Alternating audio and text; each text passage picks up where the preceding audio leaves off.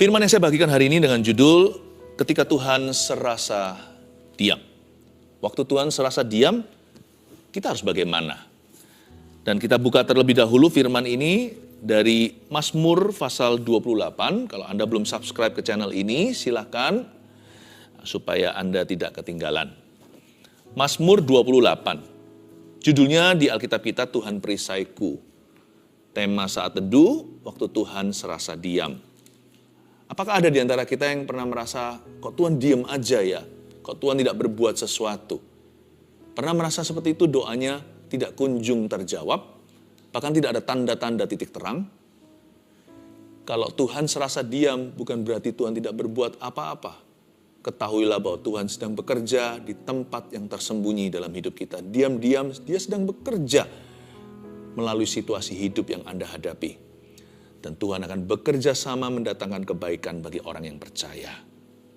Kita baca terlebih dahulu ayat 1. Dari Daud, kepadamu ya Tuhan, gunung batuku aku berseru, janganlah berdiam diri terhadap aku.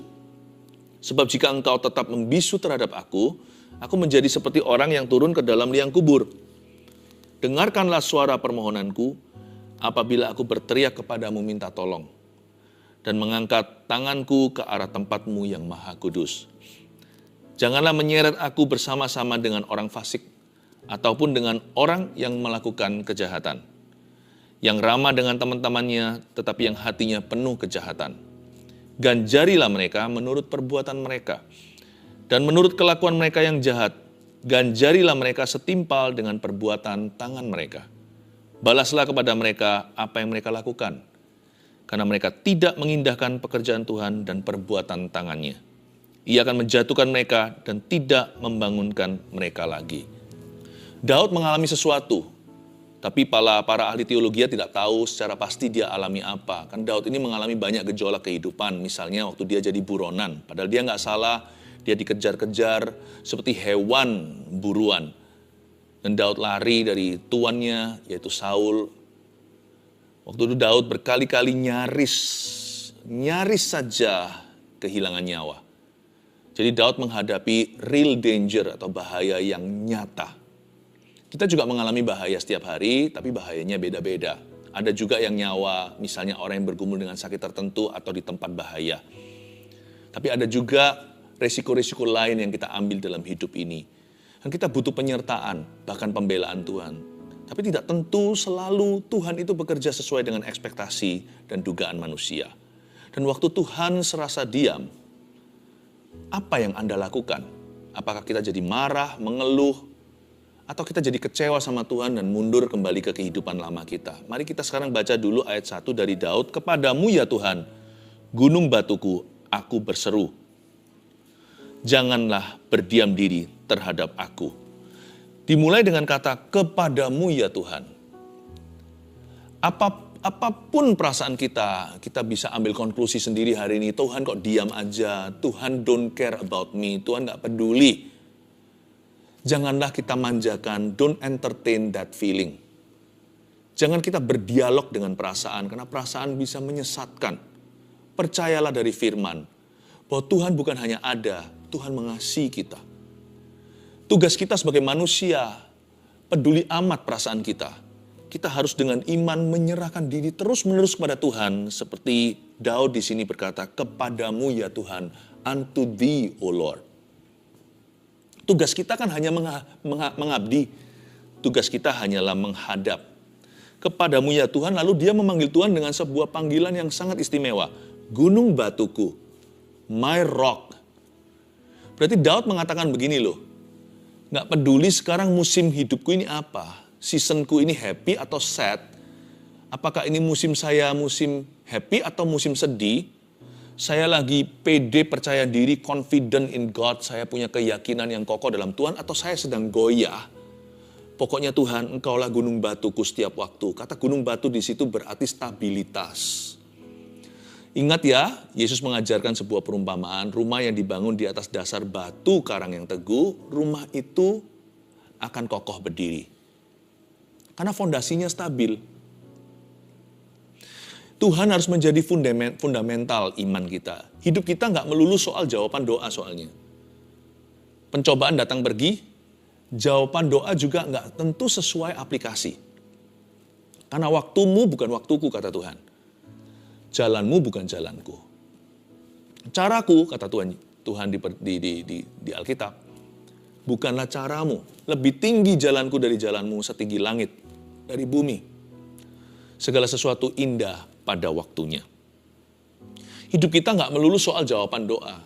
Kalau iman kita gantungkan pada itu, bukan pada karakter Allah, nanti roller coaster perasaannya. Kadang kita merasa Tuhan itu baik. Kadang kita merasa Tuhan itu ada. Apalagi nyata. Tapi juga terkadang kita merasa, Tuhan di mana? Tuhan kok begini ya?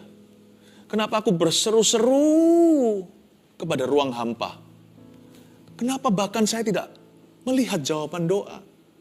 Bahkan saya sekarang susah merasakan hadirat Allah. Mungkin some of you can relate, beberapa di antara Anda bisa merasakan ini hari ini. Saya sulit, Pastor Philip, saya nggak bisa rasakan hadirat Tuhan lagi seperti dulu. Waktu saya secara rohani bulan madu, ketika saya lahir baru. Kasih mula-mulaku sudah menguap ke udara. Tapi Daud gak peduli. Daud itu mengalami sesuatu. Daud pun tertekan, tapi dia berkata kepadamu ya Tuhan, gunung batuku. I choose to be trusting, I choose to be hopeful. Kalau dia menyebut Tuhan gunung batu, berarti dia mengambil keputusan secara sadar, memberikan dirinya lagi dan lagi untuk percaya dan tetap berharap kepadanya. Kita punya pilihan waktu Tuhan serasa diam. Kecewa atau kita memilih untuk tetap berharap padanya. Kecewa itu nanti ujungnya negatif. Tetap berharap padanya ujungnya gak menentu. Tapi lebih pasti karena kita bersama dengan Tuhan tidak meninggalkannya. The rock, engkaulah gunung batuku. Jangan berdiam diri terhadap aku. Kalau Daud aja bisa merasa begini, normal-normal sekali for you and me. Untuk Anda dan saya bisa merasa that God is sometimes God seems to be silent. Kadang-kadang kita merasa Tuhan itu diam saja. Normal. Daud aja merasa demikian loh. Ini seorang nabi perjanjian lama, seorang raja. Daud itu seorang yang beriman, tapi dia bisa dengan jujur menulis Mazmur dan berkata, janganlah berdiam diri terhadap aku. Ini bukan tuduhan, ini bukan fitnahan. Tuhan, engkau diam. Loh kok tahu? Kita nggak boleh sok tahu loh kalau sama Tuhan. Kita nggak boleh sok tahu, sok akrab. Kita masih belajar mengenal Dia. Seringkali pikiran kita salah. Yang penting pokoknya kita harus tahu Tuhan selalu benar. Manusia itu cenderung salah. Kalimat janganlah berdiam diri terhadap aku ini bukan tuduhan pada Tuhan. Tapi ini keluhan hati Daud secara jujur dan Tuhan terima, makanya jadi Mazmur. Hari ini menjadi firman dalam Alkitab kita. Diinspirasi Roh Kudus, dia curhat sama Tuhan. Untungnya Daud bukan lari dari hadiratnya. Dia masuk ke hadirat Tuhan untuk curahkan hatinya. Dia berkata, Tuhan, this is what I feel. Ini apa yang aku rasakan. Please, jangan marah ya. Aku merasa engkau berdiam diri terhadap saya. Jadi normal. Alkitab ini sangat-sangat relevan. Alkitab ini menjangkau kita, berada di level pergumulan. Kita jangan merasa sulit mengikuti Alkitab. Siapa bilang kalau kita baca gini, this is so me, ini aku banget, ini saya sekali. Jadi normal to feel that way, tapi jangan berhenti di ayat 1. Lanjutkan kemudian sampai mengalami kemenangan. Sebab jika engkau tetap membisu terhadap aku menjadi seperti orang yang turun ke dalam liang kubur. Kayaknya memang Daud mengalami suatu ancaman nyawa. Sampai-sampai dia berkata, kalau engkau tidak tolong aku sebentar lagi aku pasti mati terbunuh. Mungkin saja dia menulis ini di goa. Sebab jika engkau tetap membisu terhadap aku. Orang yang berdoa kepada Tuhan itu mengalami pergumulan yang sangat nyata. Doa itu bukan magic show, simsalabim, abracadabra. Doa tidak seperti orang potret atau mengambil foto dan gambar 1, 2, 3. Doa itu berkali-kali masuk lagi, bergumul terus seperti bergulat dengan Allah. Tapi kalau kita niat, kalau kita sungguh-sungguh dengan doa kita, kalau kita serius dengan apa yang kita doakan, jangan gampang menyerah. You pray, waktu kita berdoa, antisipasi jawaban nyata dari Allah. Jangan berhenti sampai, ya pokoknya aku bisa berserah, atau jangan berhenti sampai sesuatu yang sifatnya formalitas. Seperti apa ya? Seperti, ya sudahlah, kalau Tuhan maunya begini. Orang-orang yang hanya pakai doa sebagai sarana untuk calming their mind atau untuk bisa menenangkan pikiran mereka. Doa itu bukan anestesi, doa itu bukan obat bius. Doa itu pengalaman nyata dengan Tuhanmu. Jadi kalau doa, berdoalah sampai kita memperoleh jawabannya. Tapi tolong divaksinasi dulu hatinya, jangan mudah kecewa. Saya kalau minta sesuatu sama Tuhan, saya berdoa sungguhan sampai terjadi terobosan. Namun hati saya tidak akan pernah kecewa. Karena saya ingat diri sendiri, emangnya saya ini siapa bisa kecewa sama yang maha kuasa dan mulia. Kita ini loh orang-orang berdosa yang patut masuk neraka. Ditulis aja nama kita di kitab kehidupan aja sudah harusnya kita tuh berterima kasih dan bersyukur selamanya. Boleh kita tuh berdoa sampai sesuatu terjadi. Tapi jangan sampai kita itu membiarkan hati kita itu kecewa atau marah, apalagi marah sama Tuhan. Jangan. Daud berkata dengan baik, kalau Anda baca di kalimat ini, sekalipun terkesan dia memaksa sesuatu terjadi, tetapi spiritnya, rohnya baik. Dia doanya tidak menuntut Tuhan, lalu marah-marah, atau ancam-ancam sorga. Kalau Tuhan tidak jawab doa saya akan tinggalkan Tuhan. Kalau kita tinggalkan Tuhan, emangnya siapa yang rugi, Tuhan atau kita? Daud bicaranya ini sekalipun dengan determination, dengan tekad hati, namun dia juga mendoakannya dengan rendah hati. Alias dia tahu diri, mawas diri, Tuhan adalah Tuhan, dia adalah dia, manusia adalah manusia. Tuhan itu mulia, kita itu sampah. Tuhan itu majikan, kita itu hamba. Tuhan itu ilahi, kita ini debu tanah. Meskipun demikian, Daud gak basa-basi atau formalitas kalau doa. Kalau dia sembahyang, he really prays. Dia sungguh-sungguh doa hingga sesuatu terjadi. Sebab jika engkau tetap membisu terhadap aku, Tuhan, aku menjadi seperti orang yang turun ke dalam liang kubur. You've got to answer me. Ketuk pintu kan gak hanya sekali. Knock. Orang kalau ngetuk pintu kan berkali-kali. Knock, knock, knock. Gak buka. Mungkin tertidur kali. Atau mungkin kurang keras saya ngetuknya. Knock, knock, knock. Tok, tok, tok, tok, tok, tok. Tok, tok, tok, tok, tok, tok. Jangan cepat kecewa waktu baru tok, tok, tok. Daud itu masuk ke hadirat Allah lagi dan berkata, Tuhan masih diam, serasa diam. Tuhan kok masih diam saja. Gak apa-apa, terus tekun berdoa terus. Dear Yesus. Gak ngamuk, gak marah, gak kecewa, gak ngancam-ngancam, gak angkat kepalan tinjunya ke sorga dan berkata, Tuhan jahat. Dengan rendah hati dia berkata, Lord, if you do not answer me, kalau engkau tidak menjawab aku, niscaya pastilah aku akan seperti orang yang turun ke liang kubur. Maka hati Tuhan masyiku. Siapa bilang Tuhan jual mahal? Saya nggak tahu kenapa kadang-kadang doa itu dijawab langsung. Kadang-kadang doa seolah-olah dijawab telat. I don't know why. Ada orang-orang yang mati di zaman Injil waktu Yesus masih melayani sebagai anak manusia di atas muka bumi, yaitu anak Allah yang hidup itu. Ada yang langsung dibangkitkan, ada yang Yesus datang 4 hari terlambat. Lazarus ya kan? I don't know, ada yang langsung, ada yang instan, ada yang progresif, ada yang seolah-olah di mata kita terlambat. Saya tidak tahu. Tetapi orang yang tekun mencari Tuhan akan menemukan. Gak ada orang yang meminta tidak mendapat, mencari tidak menemukan, mengetuk pintu tidak dibukakan. Tugas kita hanya satu, jangan kecewa dan tekun terus. Dan Daud ini sangat nyata. Dari sini kita tahu bahwa doa tidak dipakai sebagai sarana untuk feel good. Doanya dia itu sungguh-sungguhan ingin memperoleh jawaban. Boleh nggak? Boleh, asal jangan kecewa kalau belum dijawab Tuhan. Dan kalau jawabannya beda juga jangan kecewa. Ayat 2, dengarkanlah suara permohonanku apabila aku berteriak kepadamu minta tolong. Dan mengangkat tanganku ke arah tempatmu yang maha kudus. Lihat itu. Biasanya kita cenderung Waktu kita merasa Tuhan diam saja, kita marah. Daud enggak, Daud malah menghamba. Kok bisa? Kalau Anda lihat di ayat 2b, ini adalah postur doanya Daud. Dan mengangkat tanganku ke arah tempatmu yang maha kudus.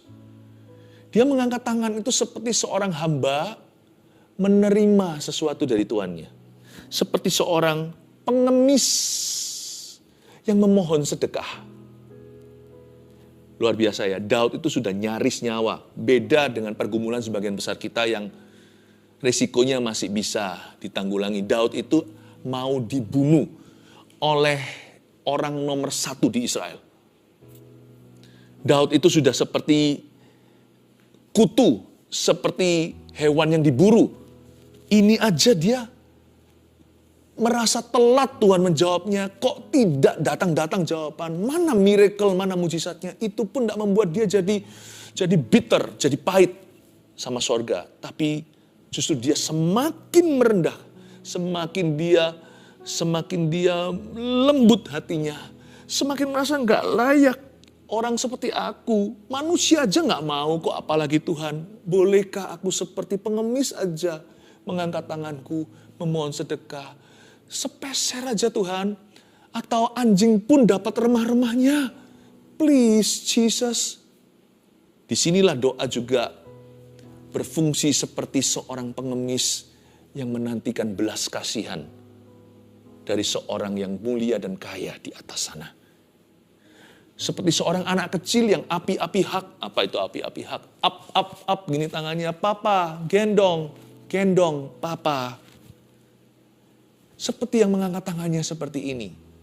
Tapi sebagian kita kalau kita nggak dijawab-jawab, atau kita nggak melihat berkat Tuhan, apalagi mujizat, udah, kita jadi hakim, Tuhan jadi terdakwa. Ayo duduk sini, Tuhan digituin. Duduk di kursi tersangka. Lalu dituding-tuding, kita jadi jaksa penuntut, kong kali kong sama setan, karena setan adalah seorang pendakwa ya kan. Kali ini bareng sama kita jadikan aliansi untuk menuduh Yesus yang tidak-tidak. Oh Tuhan tuh begini, apalagi berani juga sama Bapak. Katanya Bapak baik, Bapak di sorga dan sebagainya. Kenapa engkau tidak peduli? Bla bla bla dan sebagainya. Mulai tuding-tuding Allah Tritunggal. Itu bukan caranya. Kalau Tuhan diam, itu bukanlah lisensi atau bukanlah izin untuk kita memarahinya. Karena kita bukan siapa-siapa. Kalau Tuhan diam, I don't know why. Again, saya tidak tahu kenapa ada jawaban doa yang kesannya datangnya telat. Saya tidak tahu, tapi Tuhan itu daulat. Tolong dicatat. Tuhan itu daulat. Dia itu raja. Raja itu berdasar titah. Dia nggak membayar pajak ke siapa-siapa. Ratu Inggris yang sudah meninggal dunia contohnya. Dia tidak perlu membayar kepada siapa-siapa. Karena di mata uang Inggris ada wajahnya. Dia juga kalau nyetir kemana-mana tidak perlu license plate, tidak perlu nomor platnya. Dia juga nggak perlu SIM kalau dia nyetir di dalam Great Britain atau berada di England. Kenapa? Semua SIM itu harus disahkan dengan namanya. Dengan label, dengan capnya. Dialah SIM itu. Dialah mata uang itu. Tuhan itu nggak perlu permisi sama kita kapan waktunya untuk menjawab doa dan bagaimana. Karena kita ini berhutang sama dia, kita ini dosa.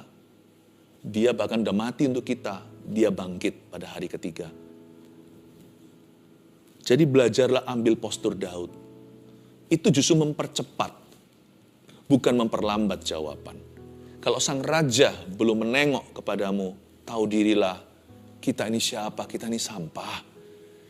Tapi dengan cara Daud ini, hati Tuhan tertuju kepadanya. Dan aku angkat tanganku ke arah tempatmu yang kudus. Your Majesty, Baginda. Wow, ini raja yang ngomong begini. Lain cerita kalau dia itu bukan siapa-siapa di bumi. Bayangin, terlebih lagi Daud ini raja di singgasana, dia orang-orang besar ya kan. Meskipun dia waktu itu mungkin masih dikejar-kejar, tapi kan dia sudah diurapi sama Samuel. Statusnya itu sudah raja meskipun titelnya belum. Orang ini tahu. Tapi dia tahu sekalipun dia diurapi untuk menjadi raja, dia hanyalah hamba. Apakah kita lupa urapan kita?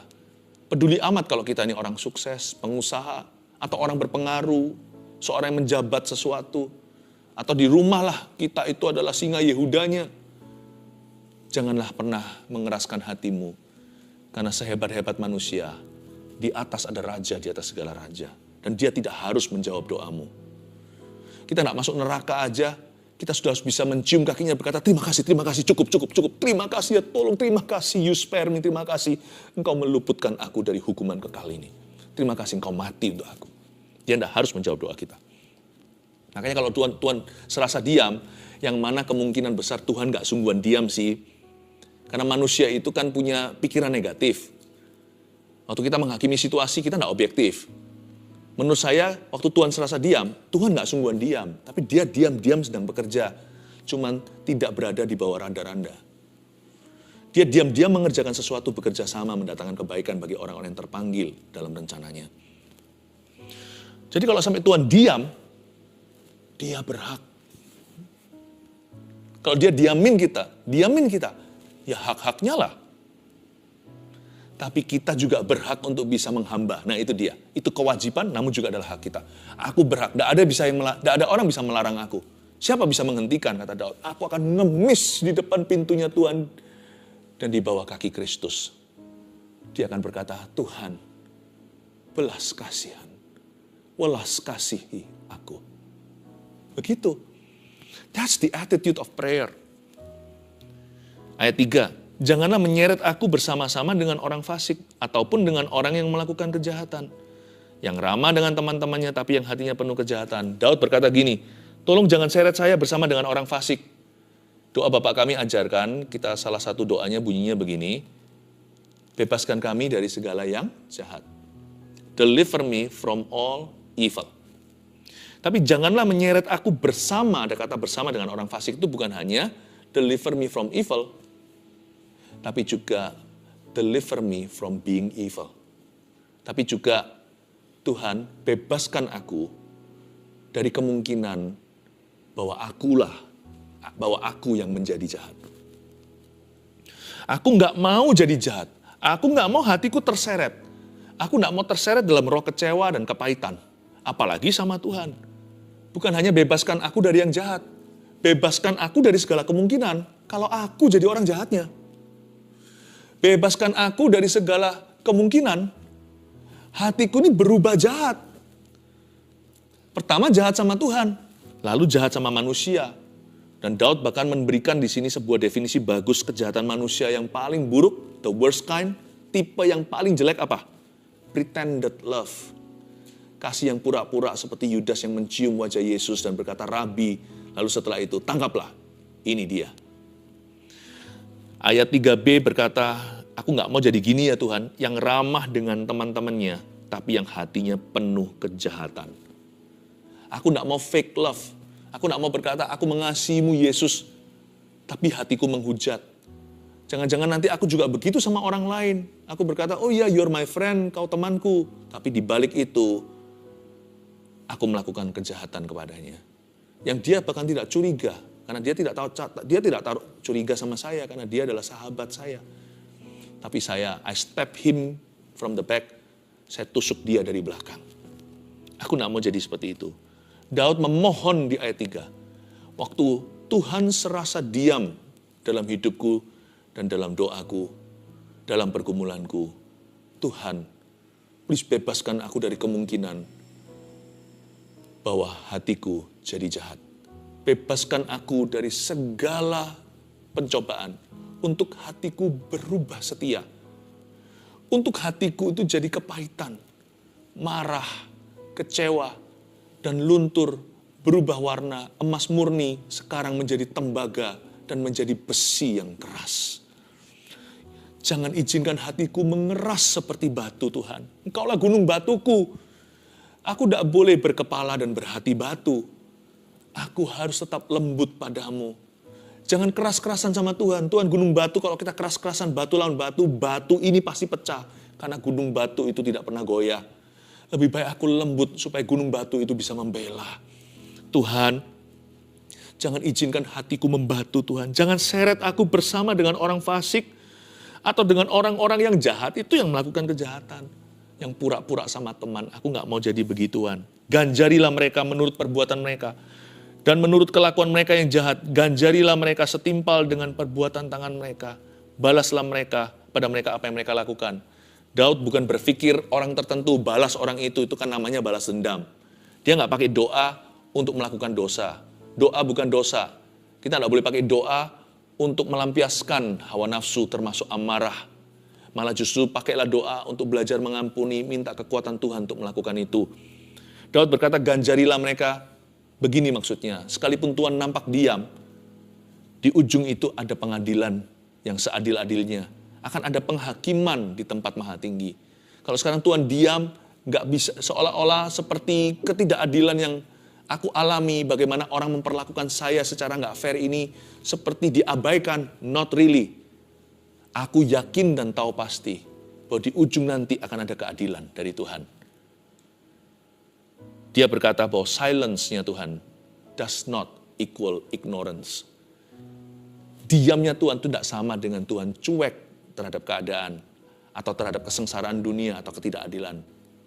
Kita tidak diabaikan. Cuma tidak semua dalam waktumu. Ayat 5, karena mereka tidak mengindahkan pekerjaan Tuhan dan perbuatan tangannya, ia akan menjatuhkan mereka dan tidak membangunkan mereka lagi. Daud bukan mensyukuri kejatuhan orang, Daud berkata, aku bersyukur kepadamu, sekalipun sekarang ini segala sesuatu serba frustrasi, namun imanku tetap setia. Aku tidak ada berada di dalam golongan orang-orang yang harus berhadapan dengan Tuhan dan bermusuhan. Terima kasih Tuhan. Aku berdoa ya Tuhan, keadilan-Mu akan dinyatakan tepat waktunya. Sekarang waktunya aku tetap setia, tetap taat pada perintah-Mu. 3 poin sederhana seperti biasa, Anda catat. Waktu Tuhan serasa diam, nomor 1, tetap berharap pada janjinya. Kalau Anda merasa Tuhan diam saja, ini tugasmu. Diam enggak itu urusan Tuhan. Anda dan saya hanya tetap berharap. 2, waktu Tuhan serasa diam, hati jangan terseret menjadi jahat. Kalau Tuhan tetap diam, tugas kita tetap setia. Hati kita jangan terseret menjadi jahat. Karena waktu-waktu seperti itu adalah waktu-waktu yang rawan bagi iman.